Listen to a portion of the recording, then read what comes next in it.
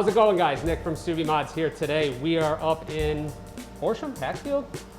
Technically Montgomeryville, Pennsylvania. Vince from RT Tuning is nice enough to let us step in today. They've been doing a bunch of work on the WRX since it's kind of been on its return leg here from SEMA. We've paused today to let Vince take us through some of the inner workings of how RT Tuning handles pro tuning these new WRXs. I'll turn it over to Vince. He'll give you a quick introduction and then we'll get to it. So yeah, the Subimods WRX came here like last week, so we kind of went through it. We did a few things where we got the Cobb Access board loaded, did some baseline stuff that you'll see, as well as we got up on the lift and we took care of the, looked into and took care of the infamous RTV and the oil pickup. Yep. So we'll go over that, as well as the final results of kind of what we did. So, hang with us for a little while. Definitely that, guys. All right, guys, so as promised, before we get into all the dyno, all the results of the power and all that good stuff, we're starting before then, right? We're coming back over to this side of the shop, and we're gonna talk about pre-dyno, checks, everything that RT does before it gets to hit the rollers, and then also what RT did for us in relation to the specific oil pickup issue around the RTV. And kind of starting it off here, we're not going to get into the semantics of is this good and is this bad, right? We're going to provide just exactly what we found and really let the situation develop. For us, to be quite frank, we didn't find a ton, right? I think we'd agree on that of, Wasn't a lot. No. Wasn't a lot. We're going to put the image up on the screen somewhere here, kind of show you what that looks like to get an idea, so you guys can get an idea of what you're looking at. We'll cycle through a few images. But as of right now, we're not really making a concerted opinion on is this good, is this bad. Obviously, it's something everyone's going to be mindful of when you're preparing your car for performance modifications, but right now it's just too early to tell, honestly. And I'll let that go over to you and kind of start that technical discussion. Yeah, so before you want to put any car on the dyno, you want to do a pre-dyno check, which pretty much involves checking all the fluid levels. We do throw it up on the air, throw it up in the air, make sure there's no leaks. Any massive leaks is obviously a problem. And we just go over the vehicle. So we smoke test every vehicle that comes in for a pre-dyno, and make sure there's no intake leaks, especially with freshly installed parts. Make sure all that stuff's good.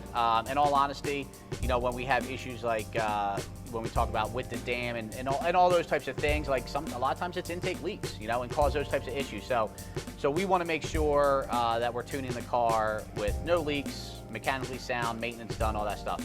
Pretty easy on these cars because they're all 22 newer, cars. So when you get underneath them, they're looking pretty good. But yes, that's what we do with every car. This car, obviously, with the oil pickup discussion with the RTV. So we did take it apart, and honestly, we didn't find that much. So really not a concern at this point. Some of the things you have to, a little bit of a job though. You take the manifold down, turbo's kind of in the way a little bit, swing turbo out of the way. The pickup's not removable, so you kind of have to get up in there and clean it. And honestly, you guys have probably seen a ton of videos on it. I think my kids have probably seen videos on it as well. But yeah, for one thing for sure, you want to make sure it's all mechanically sound. And so that's what we do before we put the cars on the dyno, before we start to go full throttle pulls and really see what we can make with the mods that are installed.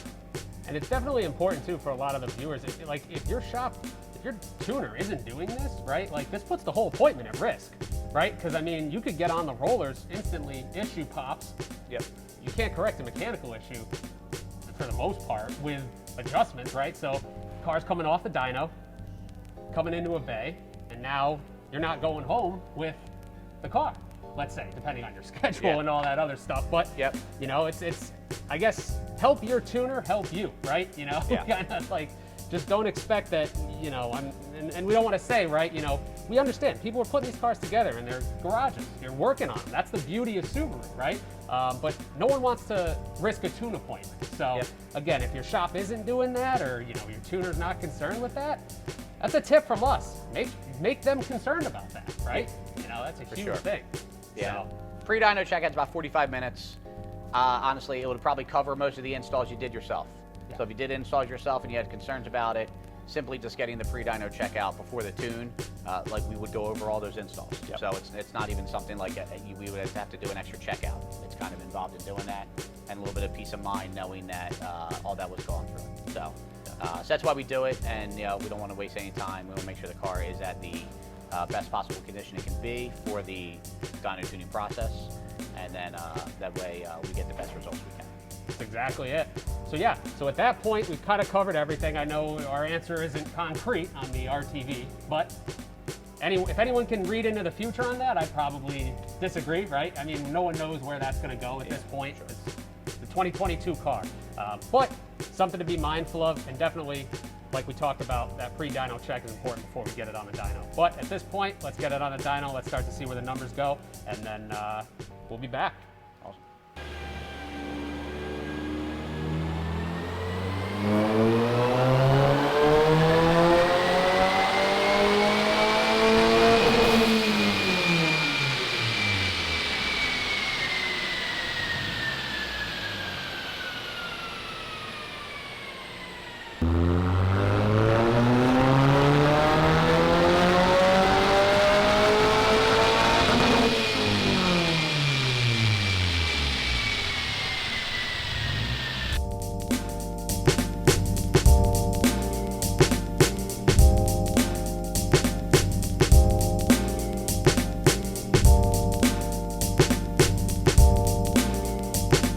All right, so in the car now, you guys just saw us do a couple pulls. We're gonna really dial in on the access port, right? Some of the best features of the access port are in its ability to show you what's happening.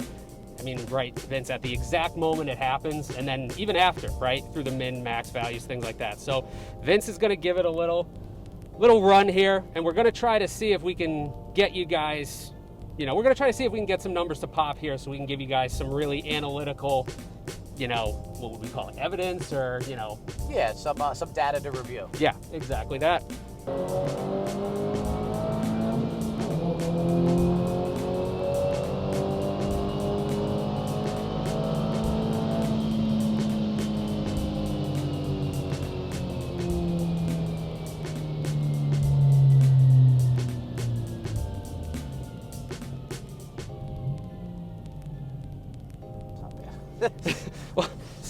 So this is how sometimes filming works when you want to try to produce things that, well, technically RT is trying to get the best tune, and they're delivering us the best tune, is we really can't get it to flick up some dam to show you guys how it's produced at this point.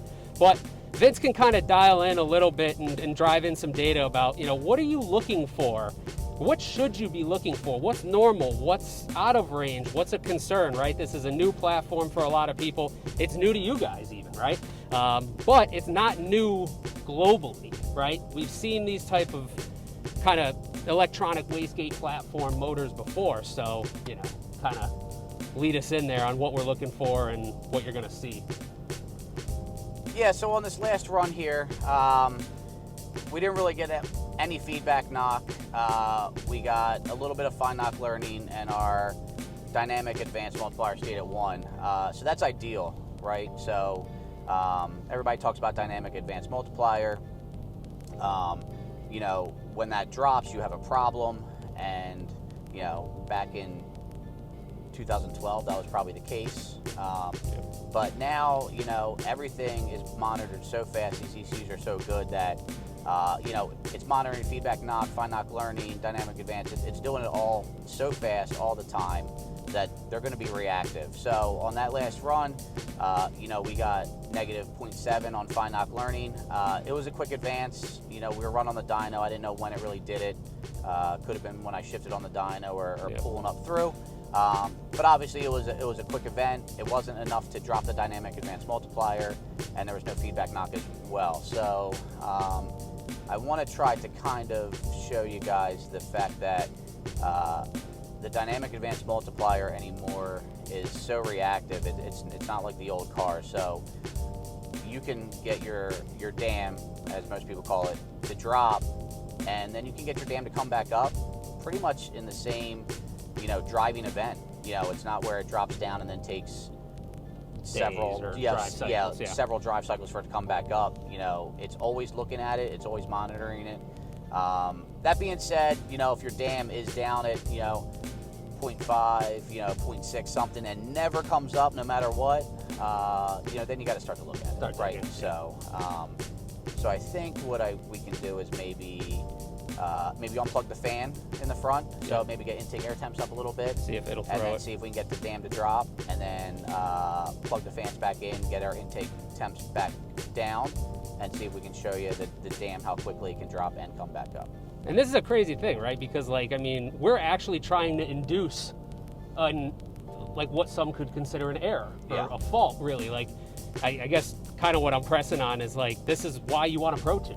This is why, you know, this platform is the future, you know, or this, like, I guess you could say this direct injection, because this started in, like, the FA20 platform, WRX. Correct. But this is a big reason of, like, kind of what we're highlighting here is this is what you want. You know, you want a platform that is so good and a tune that is so good that to try and get it to produce errors, it's hard. Yeah. Definitely. For so, sure. yeah, we'll give it a shot. There you go. All right. So we got one. A little bit of a drop. And now we're going to watch, hopefully, right? Yeah. Yeah. Watch it come right back up. Yep. So yeah, so we did a couple dyno runs to get the intake air temp up to about 125 degrees. Which is a little bit harder with the front. With the front mount, yeah, it actually took several pulls, and the power was actually, without even turning the fan on, power actually didn't even drop, which is pretty awesome. But so we're like 125, we're letting the idle get hot. You know, our dam dropped to 0.75. Again, that was after a few runs to just get the temps up, and with no fan, you know, the dyno room's probably at about 55 degrees ambient. So we'll turn the fans back on. We'll probably cruise a little bit, get them temps down, and we'll make a couple maybe half throttle pulls that under load to show you how quick it would come up. So, you know, the older chassis would maybe take, you know, driving all day to see it, or on the next start of it, it would want to see that, and then it starts to put it up. But, you know, we just did this, we're at 0.75 now.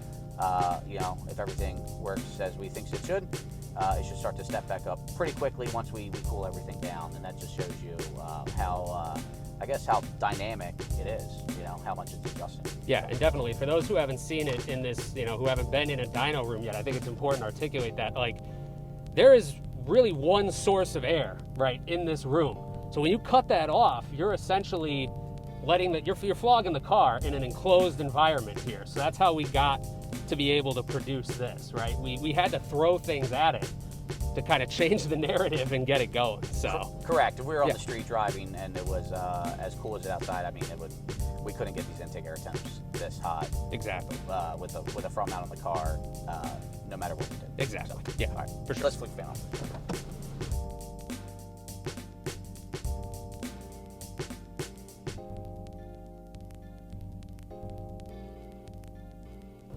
So yeah, so we just did a quick pull. I actually wouldn't even call it a pull. I'd call it just, honestly, highway, like a quick on-ramp, you know, back to it. Watch the intake air temps. They weren't even as low as they were before, right, on the last one. And the dam is already bringing itself back up to that corrected range of 1. And I'd say probably one more, and you're back to, one more pull, you're back to square one, basically. Yeah, honestly, if we weren't here idling in the dyno room with the fan on and we were cruising on the street, the manifold temps would drop even more. Yep. And we would probably, again, maybe do a half throttle pull or whatever. I mean, under normal driving conditions, it would fall in the range where it would probably just jump up to 1 pretty quickly. Yeah. So again, the fact that that the dynamic advance is so dynamic, again, per se. Yeah. You know, honestly, this is kind of what the European manufacturer has been doing for over 2 decades. You know, sees the knock, pulls it back a little bit, wants to make sure it's good, puts it back in, and it's all normal stuff. You know, it's all normal. You know, it's constantly running on that edge of trying to decide, you know, where it's at, how much timing it wants in. You know, just like these vehicles pull timing. You know, there's knock retard decrements. There's also knock retard. You know, there's knock increments. You know, timing increments. So it puts the timing back in, and you know, in the grand scheme of things, if you never see any knock feedback any fine knock learning, or your dam never drops on these cars, it's either one of two things probably, which is, you know, a really conservative tune, Yeah. you know, or the fact that, you know, maybe some sensors or thresholds were raised, so that never happens. Yeah. And at that point, you kind of question whether the system's working like it should. Correct. Yeah, because on these cars, because they can recognize the driving event so fast, you're going to see things popping up on this access port. All the time. Yeah, exactly. And so for the people watching this, you know, it's be informed, right? Talk to your pro tuner, right? Come to somewhere like RT, or RT specifically if you're in the Northeast, and have those conversations, right? That's part of what you're really paying for in the pro tune, of like, hey, you know, how does this perform and what should I expect, right? Because sometimes, and not all the time, right, it's just that things are dynamic in the sense that you'll see them. So we'll give it one more, and we'll see what comes out of it.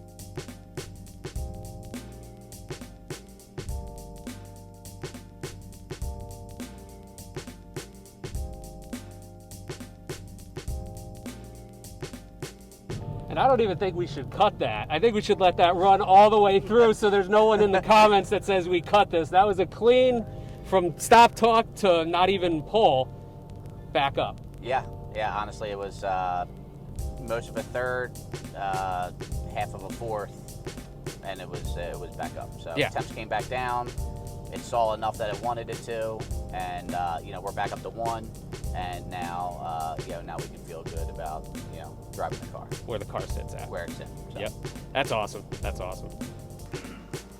All right, so like we kind of said, we maxed out the last kind of graph sheet there at the OTS Plus, right? Basically, you know, RT touched OTS map stock parts. We're now starting with basically the car on the dyno, bone stock, right? That's our red lines up here. Green then goes to the RT Pro Tune, so you're seeing another amazing set of healthy gains, right? That's the car here on the dyno.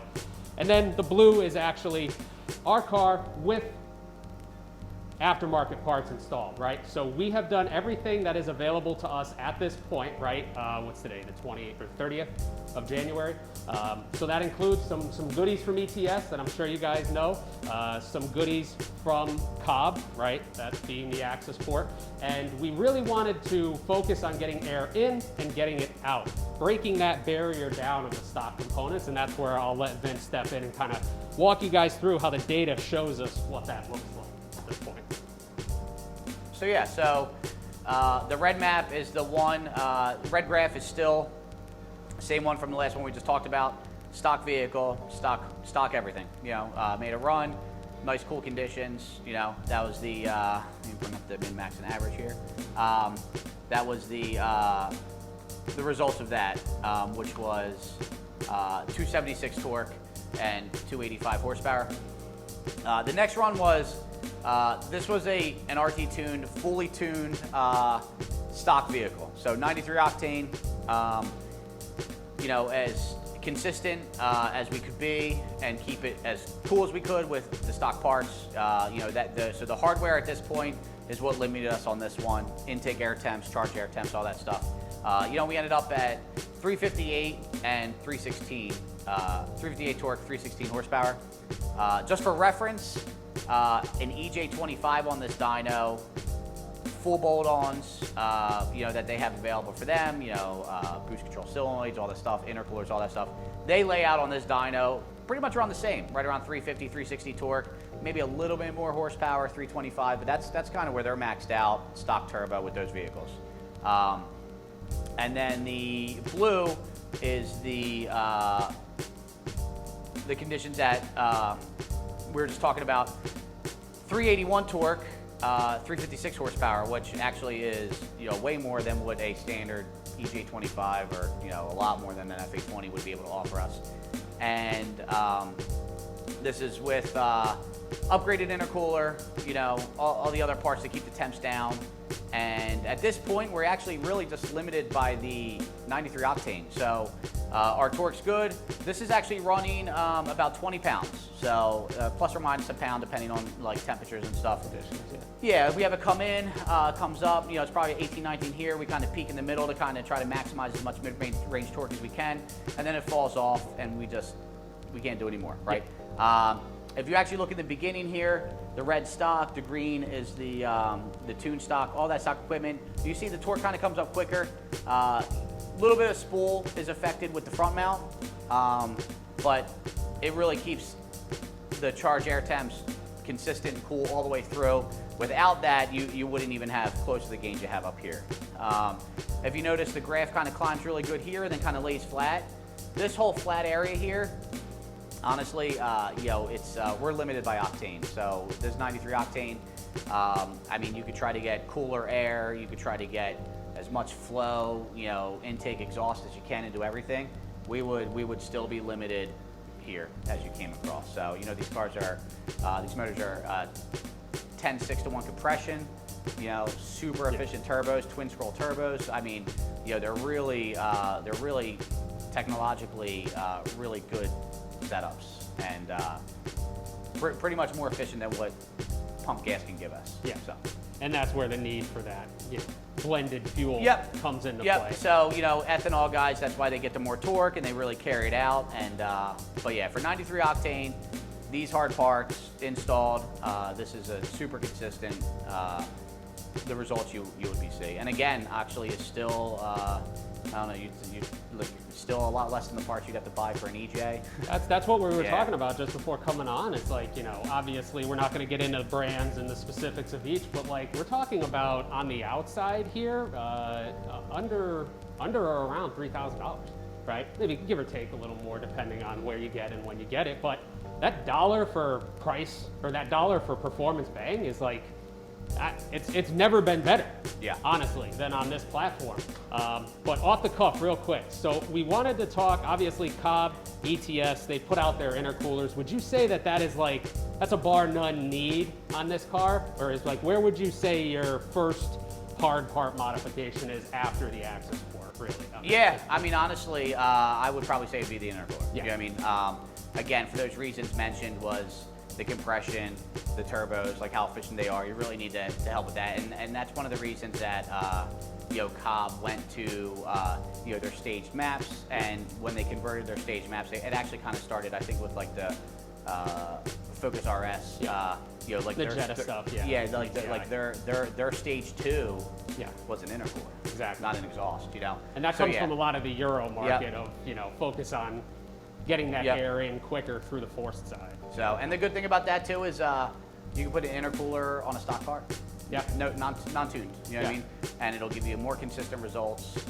Make more power up high strictly because the air charge is cooler. Yeah. And more dense, and you'll make more power. And it'll just get better on the dyno. Yeah. Or totally. It'll get better with an OTS tune, right? Yep. Correct. Yeah, and that you can see that clear direction with Cobb too, because that's the first product they came out to market with. Carb approved, available. I mean, it's an awesome system. Thank you for bringing us out here and showing us what you can do, and we're excited to drive it. I mean, those are real numbers. That's we tried to be as clear and concise with you guys. We're not big on pulling punches. It doesn't benefit anyone in this room to lie about the data or try to make it something it's not. This is by far the best bang for the buck that you could get right now. Yeah, at least in my opinion, in the Subaru line. So again, we appreciate RT letting us come out here and do this. It's been an amazing pleasure. These guys are awesome. If you are in the Pennsylvania area, or if you're not, if you even want to make the trip out here, give these guys a call. We'll put all the links, all of the kind of information on the company in the bio. And again, like, follow, comment, subscribe, both companies, please. We appreciate you guys. Thank you. Anything else before we go? No, just give us a visit. If you're in the area of the NFC champion Eagles, then we're probably your shop for you. Yeah. So, but yeah, no, thanks for coming out. It was good to do some of the data on this car, and I'm super excited for what this platform has. Awesome. We'll sign it off for now, gentlemen. Thank you.